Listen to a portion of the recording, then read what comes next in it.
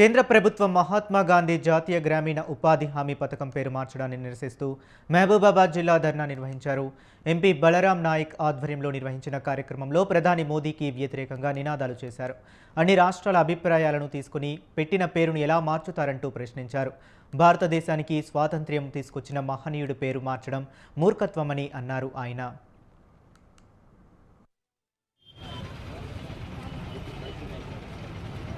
ఇవాళ భారతదేశం మొత్తం కూడా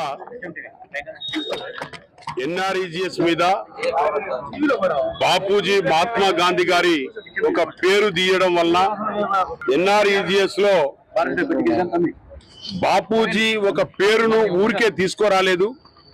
లోకసభలో రాజ్యసభలో దానితోని పాటు all assembly all state proposal తీసుకొని బాపూజీ ఒక ఎన్ఆర్ఈజీఎస్ లో పేరును పెట్టడం జరిగింది.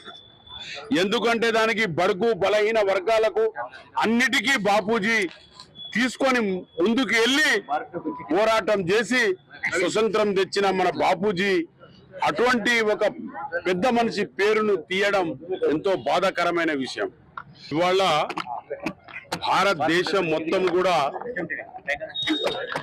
ఎన్ఆర్ఈజీఎస్ మీద బాపూజీ మహాత్మా గాంధీ గారి ఒక పేరు తీయడం వల్ల ఎన్ఆర్ఈజీఎస్ లో